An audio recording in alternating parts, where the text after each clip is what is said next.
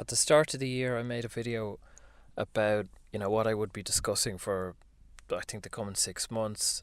Some of those issues I did cover and some I didn't, that it just I didn't feel ready, or, the information continued to change or my perspective continued to change.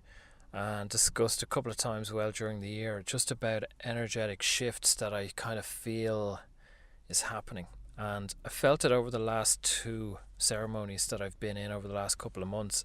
But now we're into early November, and I feel it's anyway relevant for November, December at least.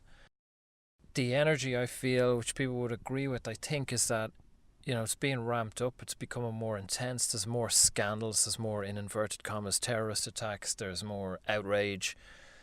We now have the Harvey Weinstein sexual assault stuff, and that's bringing with it, a flushing out of other people, men and women, obviously far more men. But with any of these issues, I really feel the place to be is in the center, is to be grounded, because we can, women or men, to get carried away with the flushing out of these men and these acts, because maybe we have an experience with them ourselves, of maybe we've witnessed it or been a part of it, or suffered at the hands of that kind of abuse. So there's a degree of wanting vengeance, or even just wanting this to be cleared from the system. I just feel that there's something going on there, so bear with me. At the moment, I'm writing an article. I don't know if I'll release it, but I'm writing an article where I'm exploring this change of the Harvey Weinstein, and I think possibly it was began with Bill Clinton and the Bill Clinton rapes. I don't know how many it is, 15 or 17, and the women he paid off, and the violent attacks that he did, that thankfully through Hillary's attempt to be elected, that got a lot of coverage. Bill's rapes. And then we arrived at Harvey Weinstein. I think most people listening to this would agree that these stories don't just pop up randomly. The Weinstein story was released, I think, 3 weeks before the Las Vegas shooting, yet it only really started to run about a week after the Vegas shooting. And one theory is the reason it started to run then, take effect, was because people started more and more to ask questions about the Vegas shooting. It didn't add up. I don't know, is it the FBI or the CIA changed their story 2 or 3 times of the timeline? There's a lot of inconsistencies and anomalies and unanswered questions. So obviously the public would attach to a Hollywood sex scandal far easier than a Las Vegas confusing shooting. The point is to be in the center and to not join any camp. When we're in the center, we can observe these things and observe ourselves and our own gut and instinct and what feels. Do you smell a rat? Do you smell that this doesn't really fit right? There's something not right here. There's more going on the way these stories are being reported, and the people that it's drawing out to make complaints and so on, and then the effect that it's going to have on the public, or men and women. We can't just be passive. So to be passive is to sit on the couch and read the story, and it's scandalous, and it's it's gossip.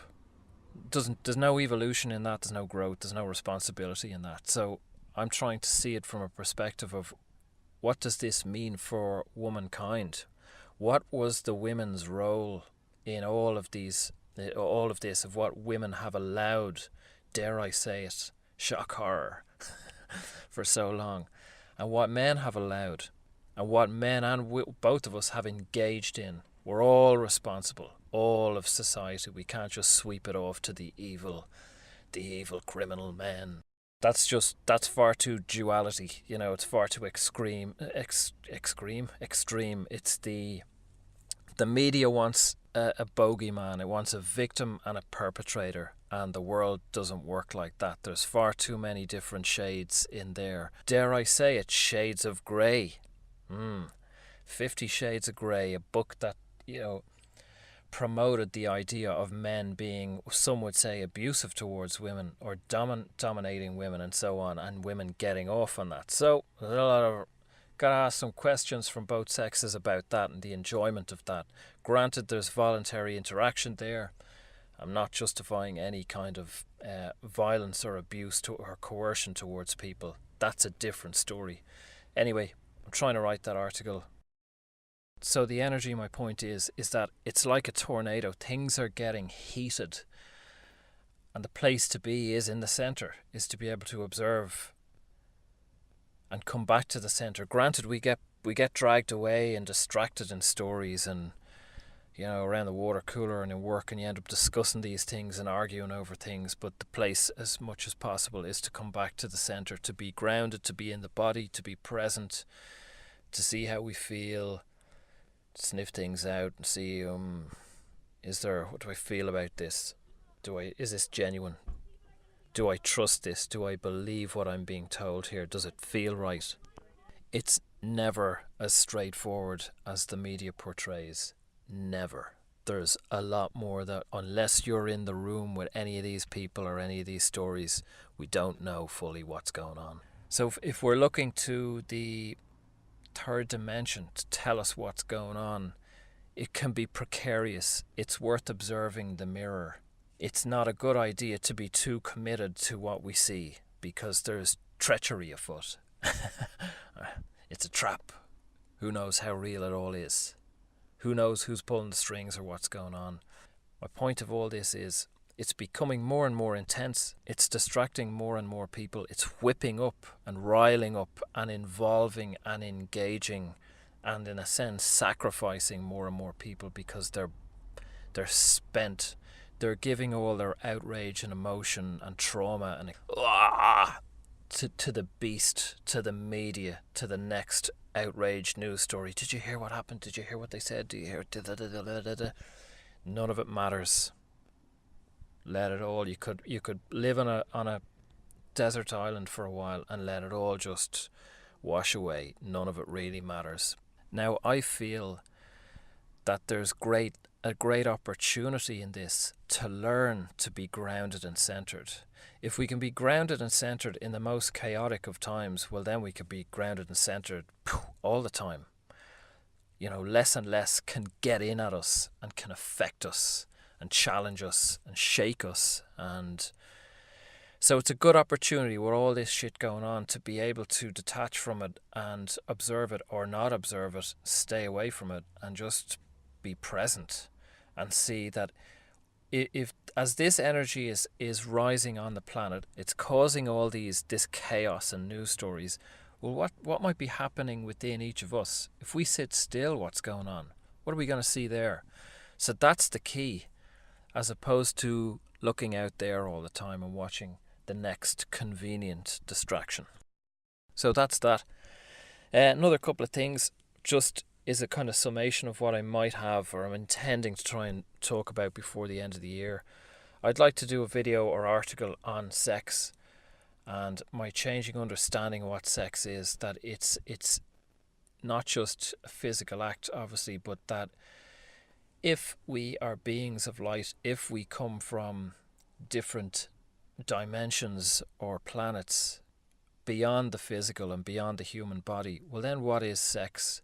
Perhaps it's a melding and a meshing of two energies, two pure energies, experiencing the energy of another person, another being, sharing our energy with another being, totally open, totally loving, totally at peace, without any ulterior motive.